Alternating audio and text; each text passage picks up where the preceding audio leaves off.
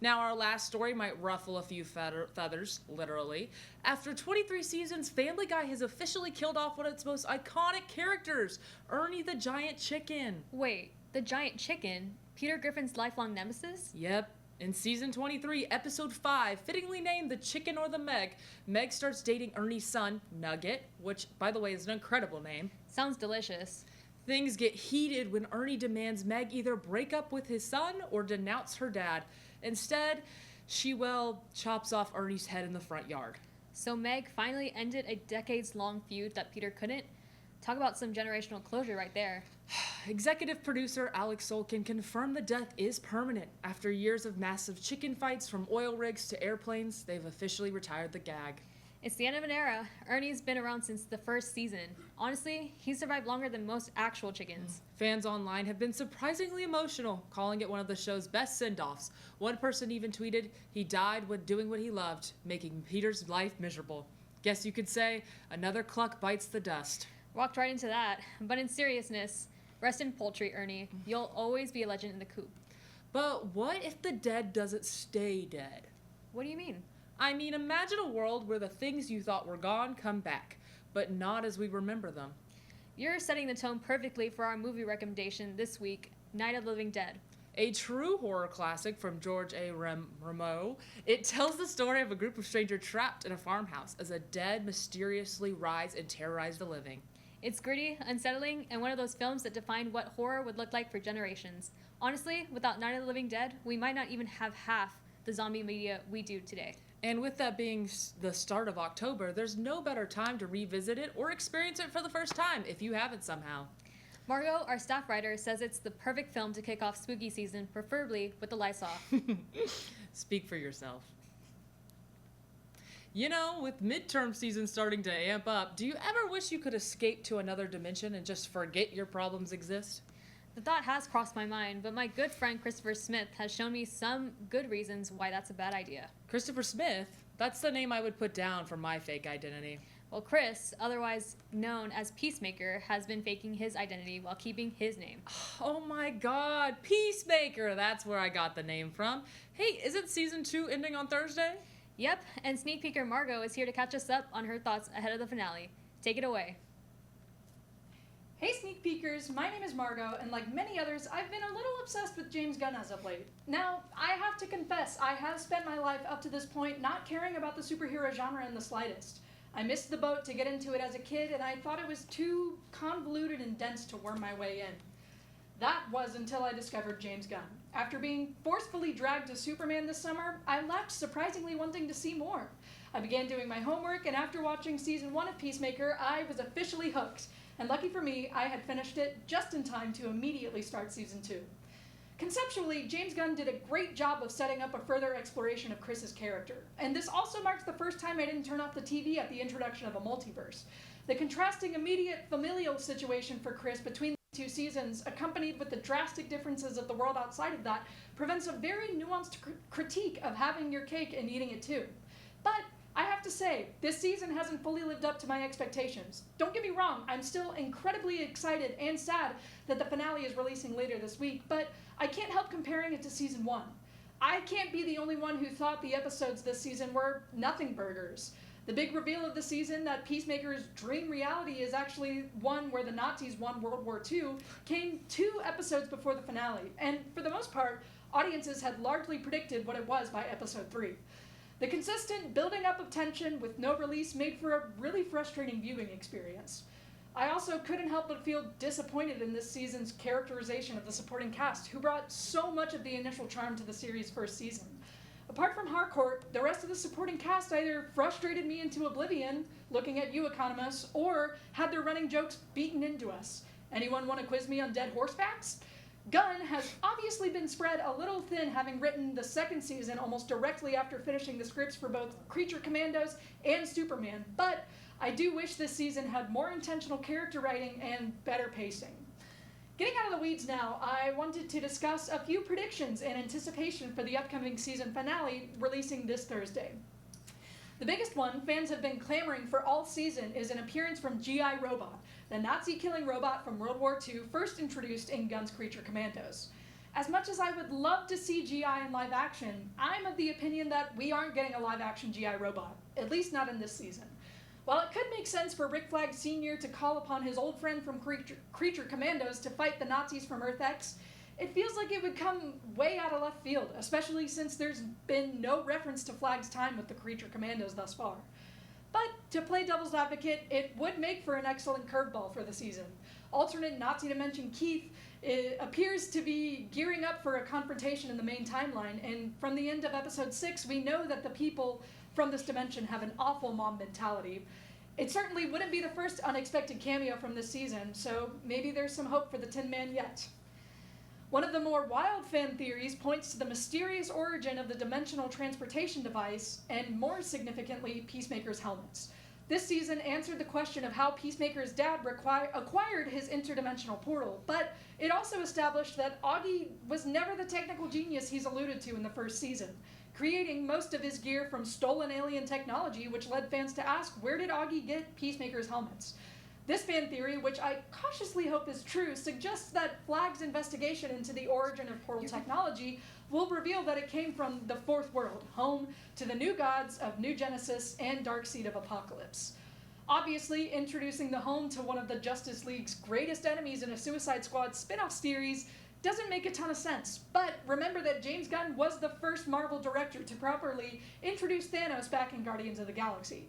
Several fans have predicted that Peacemaker's helmets could have been derived from a stolen helmet of Orion, Darkseid's son/nemesis, whose design is almost identical to Peacemaker's, down to the very silver helmet. But as fun as this theory is, I think the portals will more than likely end up coming from Brainiac, the predicted villain of Superman, Man of Tomorrow.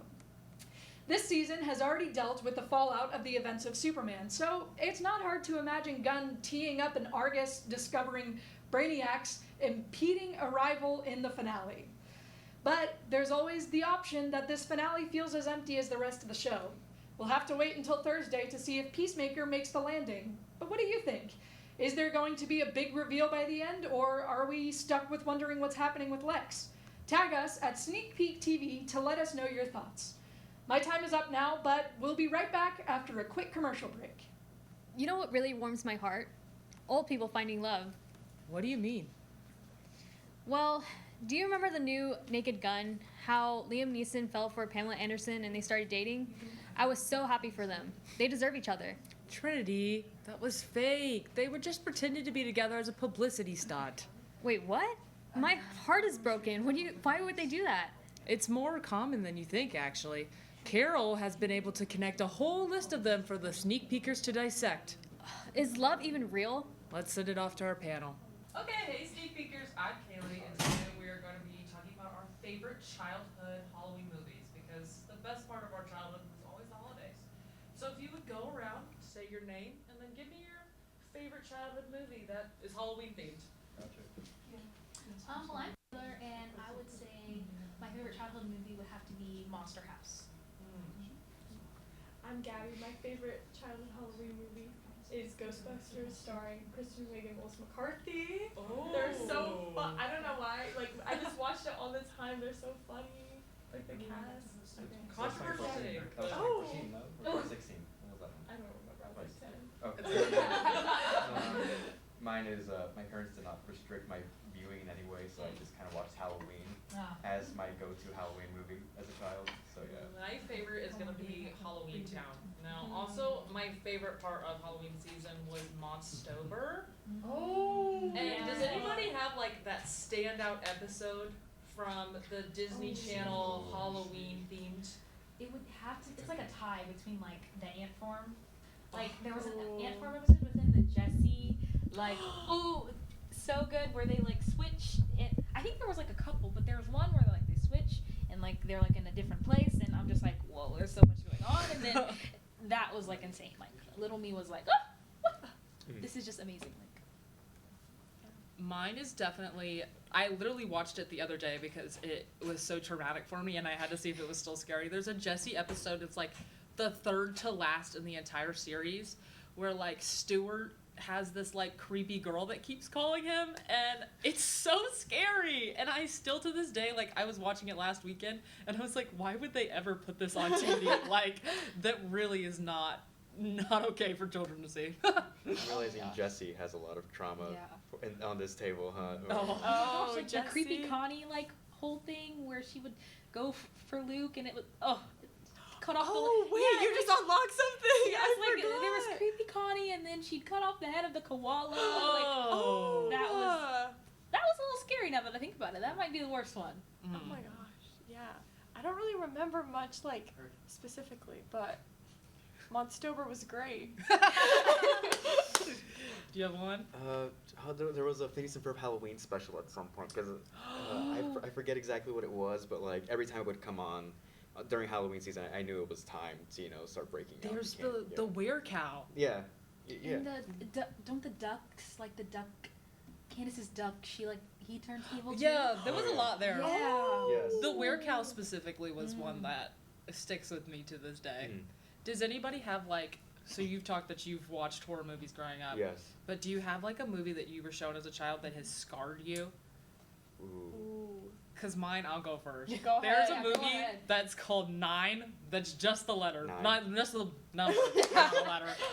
And my dad makes fun of me because it's like about these dolls that they have the souls of people and they're the last things existing, and then there's things that are sucking their souls out. Horrible. Oh. And my dad thinks I'm a chicken, and I will refuse to watch it ever again. Oh my gosh. No, mine would have to be Shutter Island. Oh. I saw that way too young, guys. Way too young. The ending scene. Can we get a date on the age? Oh, I don't even remember. Definitely like late elementary school. But yeah, no. Not good. Was that? 2:30. Oh, thank you. Sorry. I don't think I have one. This is hard.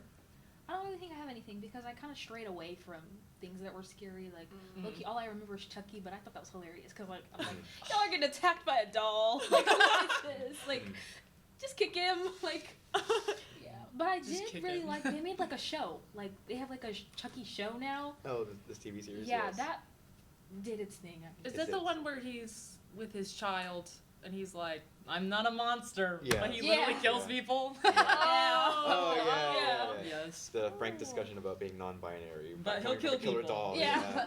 No, yeah, fascinating.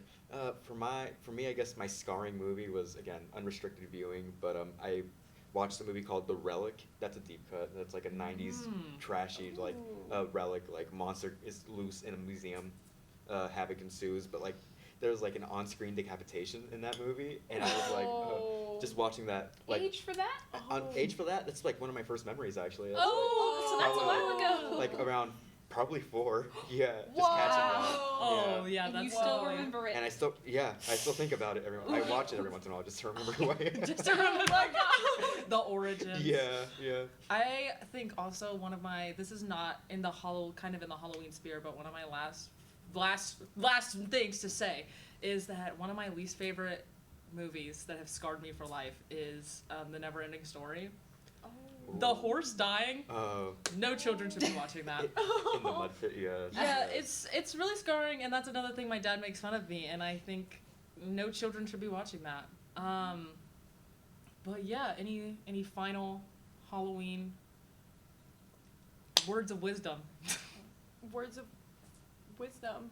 Wait, you reminded me of the decapitation scene? Hereditary. Oh, I yeah. saw Hereditary. I wasn't too young, but it still scars me. Like, ugh. There's things that Not you're good. always too young for. Exactly. And with that, thank you so much for listening to our Halloween childhood movies. Y'all are fantastic. Thank you. You know what's surprising? How bad our football team is? No, I'm surprised by how many good movies have come out this year so far. I mean, it's not even Oscar season yet, and I think I already know the nominees. Well, let's just not get too speculative. Just because you've seen some good movies so far doesn't mean that they're gonna go standouts by March. I don't know. I can name several that I think are gonna make it all the way. Well, I might have some sneak peekers in this panel that might disagree with you. Let's send it over to see our pre-Oscar season buzz. Are we on? Are we on? Okay. Hey. Hi, Sneak Peekers. My name is Gavin Klingham, and I'm currently coming off of ACL flu right now. But that's not going to stop me from going over some preseason Oscar buzz, joined by... Margot. Dan. And we are going to go over some movies that have already been released and are starting to generate some Oscar buzz, or movies that are starting to forthcome and we're beginning to hear from festivals that are going to generate some buzz. Over here we have a board with very lovely handwriting. That should be good. And a visible marker. Yes. Got the best marker around. And then I have a list that I want to go over. Okay, so I'm just going to open it up. It is the most recent movie that's come out and probably going to be easily in the list, one battle after another. I haven't actually gotten to see this one yet, but Likewise. no. Okay. Well, I was one of the fortunate people to have seen it and am trying to convince my girlfriend to see the 70mm print with me on Wednesday, if you're watching. So I think that is an easy shoe-in for the Oscars this year. And I think because it is Warner Bros. As far as we've seen their only Oscar movies, and also on top of that, Paul Thomas Anderson has yet to receive an Oscar. So I think, Really? yes. So I think this will be one for PTA, but this will also be one just because of the buzz around it. Because even though it maybe didn't beat Taylor Swift this weekend, I feel like the buzz around it is still going to be strong. Do you think this is a Leo moment as well? Well, actually, I don't think so, because that's an unexpected segue, because what I think is going to be a big contender for Best Actor is going to be Marty Supreme coming out. Oh, I for Timothy, right? Yes. Yeah. What are y'all's thoughts on Timothée Chalamet's run for Best Actor this year? Here he goes again. Yes. I mean, what was he up for again last year? A Complete Unknown. Complete Unknown. Oh, I see. I feel like he could. I mean, he's at the point in his career where he's, one of the most recognizable names for younger talent. Where he's earned it. Yeah. And I do do think that he has some standing when it comes to, like, his acting ability. Oh, Definitely. yeah, for sure. Yeah. For sure. Wait. I also think his campaign was off the charts last year. Oh, yeah. Like, had it not been for Adrian Brody, like, he would have easily won that award. Yeah, definitely. When does Marty, what is it called? Marty Supreme. Marty Supreme? It comes out Christmas. Oh. But it okay. just had a surprise premiere last night at the New York Film Festival. Oh, yeah. Interesting. Yeah. Yes. Reviews are good too. Reviews are supposedly good. Okay. I've not read much, so I Alright. can't say much, see it but happening. supposedly good. All right. Maybe this Okay, time. so I'll add. This isn't really in order. I'm just writing these movies down. Anyway, I love it. Yeah. And another movie I want to talk about. Have you heard anything about Sentimental Value? Sentimental. No, I Ooh, haven't. No, not yet. No. That's okay. We'll Hasn't move reached on. my radar. Now, what about The Smashing Machine with Dwayne "The Rock" Johnson I getting think- Best Actor? I think that's What are all it's thoughts? gonna get. I don't- Yeah. That's all that one's probably. Did you gonna see it? get. I guess I saw a couple clips of it, but like out of the campaign, I think they're gunning more for a Dwayne "The Rock" Johnson moment than like an actual Best Picture. Mm. I see. Yeah, it's just like the Yeah. actor is all that's really being offered here. Yeah. Yeah, but I think honestly that campaign should be strong enough. We just haven't seen it yet because it's been a busy month. But I feel like they're going to like lead strong with it. I agree. Okay, and we've had that. Man, I'm a little upset because I'm excited for Sentimental Value. That is my #1 most anticipated. Put it on the list, Oh. man. Yes. Your list. Well, it's a list. Yeah. Next, one thing I forgot. Probably the biggest early contender possible is Sinners. Yep. What are the thoughts on Sinners and what they could pick up? I'm just so awards brained Yeah. at this point that I cannot see it getting something like. Really? Like it's just like I want it to, like trust and believe I want it to, but I don't think the Oscars with The Substance again, like Yeah. that was an upset. Like oh yay, finally we got some horror representation. That's Yeah. true, but I feel like the ripple that it made really like changed the game when it came to like, horror contenders that could be, and especially I feel like the other big argument is that it came out really early in the season, but we've seen with Everything Everywhere All at Once that something can make enough of an impact that people are still talking about it very much a year later. And I feel like Sinners definitely has the potential to do that. I think also Ryan Coogler has yeah. had this before with Yeah. Black Panther coming out in February, literally the worst time to come out to possibly be an Oscar contender, and it came out and it got nominated for a lot of Oscars and swept the technical awards. And I think on a technical level, I feel like Sinners can take that up. I completely agree. It may not. I don't see a best actor, even though I think they're talented, amazing acting. But I think it's more got it for. I think honestly, it could take home best score. That's the that is a biggest big thing. one. But or best score, honestly, best original screenplay. I feel like they could be. I'm just worried about technical awards because isn't Wicked 2 coming out Oh this year? man. And That is true. That swept technical last season. But do you think they could do it again? Maybe. Okay. Because I think those are locked female leading. Yeah. Yeah. Yes. All right. You should probably put Wicked on there already. Yeah, I'll just put it on here. We know I where was this is talking going. about buying tickets earlier today. So Really? yeah, my sister's been talking about it since November of last year.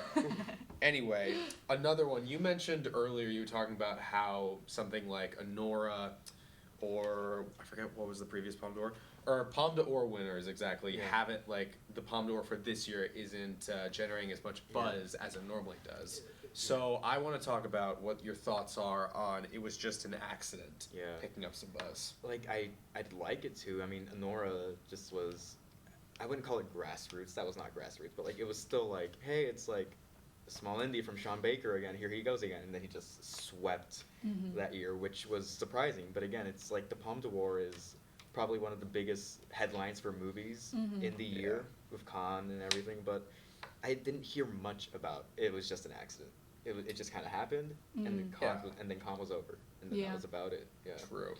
Well, I do think that obviously Sean Baker has a lot more press behind him, especially with his previous work, and I think it was just an accident. It hasn't taken time to get its award campaign going, and I've heard reactions say it's an absolute marvel. So, I think there's still time, and we saw last year Neon went from Honora being a fun movie to absolutely sweeping the Oscars. So I believe they can do the same for this.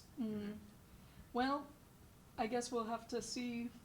That is true, because right now it is October and the Oscars are in March. So please let us know your thoughts, and thank you so much for watching. See you next week.